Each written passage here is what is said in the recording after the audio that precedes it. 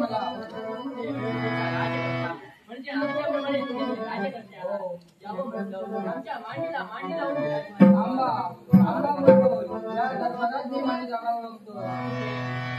हो देवेंद्र महाराज, तुम्हा देवतांच्या कृपेने मी सुविचार केलेले आहे. माणसाने कसं वागावं, बोलल्यानंतर कोणी म्हणता नाही येऊ आणि बसल्यानंतर कोणी म्हणता नाही येऊ.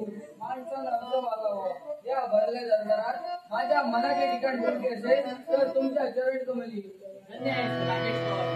पण मला एक सांग, अमरावतीच्या राजदरबारी तू प्रवेश केलाय, फुलाचा त्याग केलाय, अर्थातच त्याला पण काहीतरी कारण असलं पाहिजे. देवेंद्र महाराज, काय ते कारणाशिवाय कोणती क्रिया घडत नाही हे तुम्हाला ज्ञान आहे. मी या स्वर्गात आलो हे म्हणजे माझे पुण्याही नव्हे तर तुम्हा देवतांचे पुण्य आहे. आणि मानव मेल्यानंतर स्वर्गात येतो, पण मी सदैव आलो हे म्हणजे तुम्हा देवतांचे पुण्य आहे. आणि तुमचे पुण्य माझ्या पाठीशी असावे म्हणून आग्रहाचं निमंत्रण घेऊन आलो. असं कोणतं निमंत्रण द्यायचं म्हणून आपण अमरावतीच्या राजदरबारी प्रवेश केला? प्रजनांना सुख समाधान शांती लावावे म्हणून मी गणेश याग करतोय. आणि उद्याचा जो दिवस तो म्हणजे सांगता करण्याचा. मग उद्या गणेश यागाचे सांगता केले जाणार आहे. म्हणून माझे गुरुदेव म्हणाले की या अग्रपटीचा मान अन्य कोणाला न देता तेथेच कोटी देवतांचा अमृत ज्याला देवा. धन्य प्राणेश्वर, गुरुदेवांच्या शब्दाला मान्यता देऊन अमरावतीच्या राजदरबारी प्रवेश केला आहे. अमरावतीचा मान सन्मान आम्हाला द्यायचा आहे. चिंता करू नको, तुझ्या इच्छेला प्रतिसाद देऊन हा देवतांचा अधिपती अमरेश तुझ्या राजदरबारी प्रवेश करेल. मग माझा मान स्वीकारण्यासाठी तुम्ही न विचारता येणार आहे. मग माझं झालं माझ्या समाधान झालं. मग चला आपल्या कर्तव्यासाठी निवास केला आहे.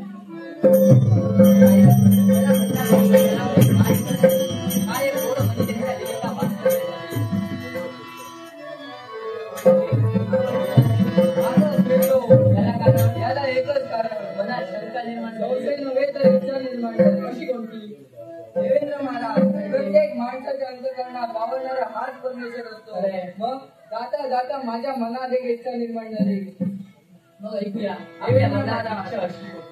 देवेंद्र महाराज, तुमच्या मनाच्या करमणुकीसाठी गंगा नृत्य करत होती.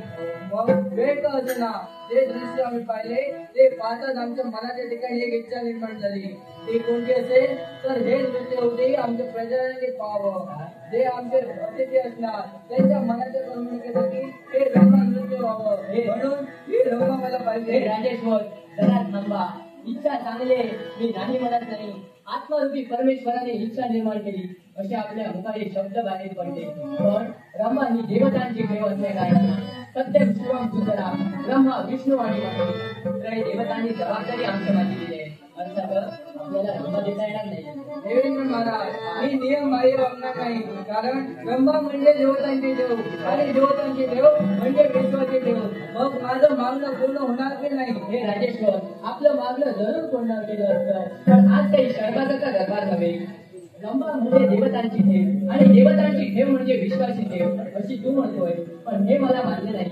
अर्थातच ब्रह्मा तुला देता येणार नव्हे. जबाबदारी मी सुद्धा जाणतोय.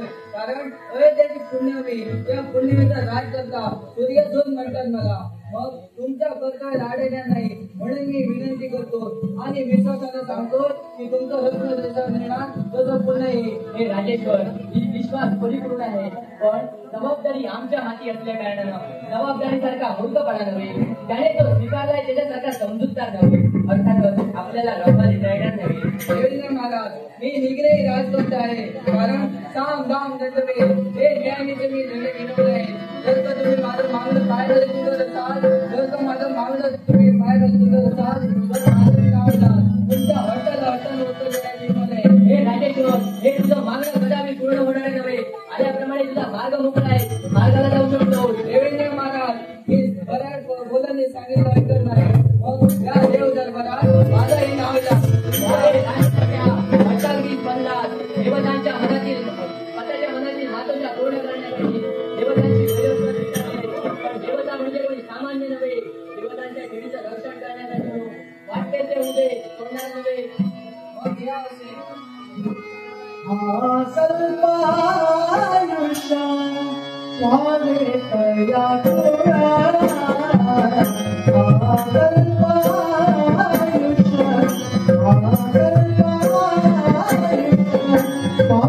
Thank you.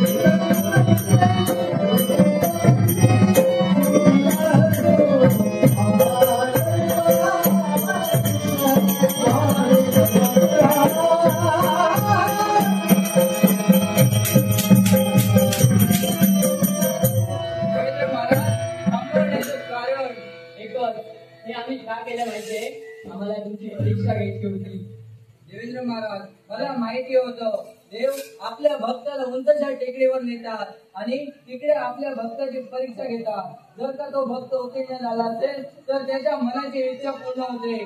देवेंद्र महाराज, राजेश्वर, हे आम्ही का केलं माहितीये? ब्रह्मा म्हणजे देवतांची ठेव. त्या देवतांच्या ठेवीचं आपण कशा प्रकारे रक्षण करणार हे आम्हाला करायचं होतं. आपल्या पराक्रमांची आम्हाला आजमावणी घ्यायची होती. म्हणूनच हे आम्ही कार्य केलेलं आहे. आणि प्रसन्न होत तुमच्यावर आम्ही तुमच्या पाठीशी गेलो.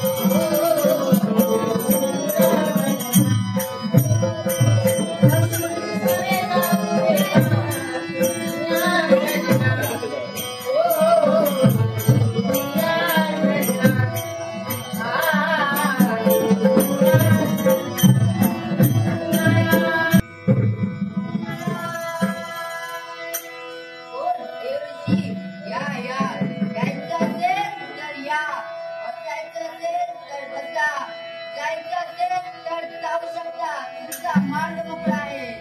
अरे यमधर्मा, तुझ्या अंतर्यामी मला अहंकाराचं वादळ दिसू लागलंय. पण याच्या समवेत मला थोडं वेळ बोलायचंच आहे. धर्मराज, तुझं काय चाललंय? सारं काही ठीक चाललंय आणि जे चाललंय ते या धर्मामुळे चाललंय. हे आपल्याला मान्य करावं लागेल. म्हणजे तू असं केलं नाही का? आपल्याला ज्ञात नाही. असुरी शक्ती थैमान घालत होती. त्या क्षणी सारे देव दैरावाला पळत होते. त्याच वेळी अशांततेचं निर्मूलन करण्यासाठी हा यमधर्म पुढे गेला आणि मी माझ्या हाती गदा घेतली आणि त्या लवणासुराचा घात केला. तो मी केला. लवणासुराचा तुझा केला. होय. मी तर म्हणतोय, लवणासुराचा घात तू मुळीच केला नाही. लंबादेवीची लवणासुराचा घात मी केला म्हणून त्रिलोक्य गट देवतांनी हे पद माझ्या हाती दिलाय. जर मी घात केलाच नसता तर हे पद मला का दिलं असतं हे लक्षात ठेवा. अरे, साऱ्या देवतांचं देवतत्व तुझ्या पाठीशी होतं, म्हणून तू त्याचा घात केलास. फक्त देवतांनी तिथपर्यंत तुला उभा केला होता. देवतांनी कदाचित तत्व दिले असेल हा. पण शक्ती माझी काम आहे. मी पराक्रम केले म्हणून विजय संपादन झालं. म्हणून हे सारं करतोयस ते तू करतोय. होय मी करतोय. ठीक. म्हणून तर त्याने माझ्याजवळ तुला संदेश पाठवून दिलाय. त्यांना आपल्याकडे संदेश पण कोणी कसा. अरे, अयोध्येचा राज करता राजा सूर्यसूर त्याने यज्ञ आलेलाय. त्या यज्ञाच्या समारंभासाठी त्याने 36 कोटी देवतांना निमंत्रण केलंय. एवढंच नव्हे तर सर्वात श्रेष्ठ देव तू आहेस असं माझं मन मला पाहिलेलं आहे. जर का तू तिथपर्यंत चाल करून गेलास तर नक्की तो अग्रपुरीचा मान तुला देईल. याबद्दल काही शंकाच नाही. अयोध्येच्या पवित्र पुण्यभूमीत जाती राजकर्त्यांनी मला निमंत्रण दिलं आहे आणि तो का नाही देणार. तो देणारच कारण तो जाणतोय माझी कीर्ती. त्यांना आपल्याकडे संदेश दिलाय. राजकर्त्याचा मान ठेवण्यासाठी मी उद्या निघालो यज्ञ मंडपात आणि पूजेचा मान मी स्वतः घेईन. त्यांना आपल्याकडे संदेश दिलाय. राजकर्त्याचा मान ठेवण्यासाठी मी आता या क्षणी निघालो. शाबास. मग विलंब का? जर का अग्रपुरीचा मान घ्यायचा असेल त्याच मार्गाने मार्गक्रमण कर. म्हणजे तू येऊलास.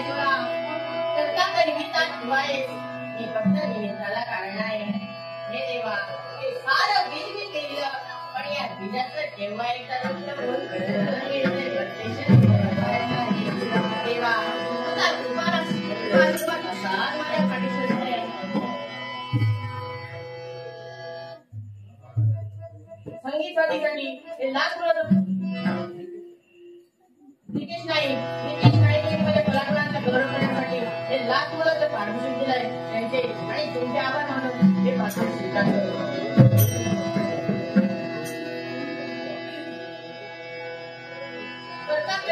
तू आहेस मी फक्त निमित्ताला कारण आहे. हे देवा तुझा कृपा आशीर्वाद असाच माझ्या पाठीशी असू द्या. साऱ्या भक्तांना मी एक सांगितलं त्या परमेश्वराची भक्ती करा. असे जादू करणारे भरपूर येतील. तुम्हाला आपल्या जाळ्यात घुसवण्याचा प्रयत्न करतील पण तुम्ही त्यांच्यावर विश्वास ठेवू नका. परमेश्वराच्या भक्तीत सर्व काही सामावलंय. त्याच्यासाठी म्हणतोय मनोभावे भजन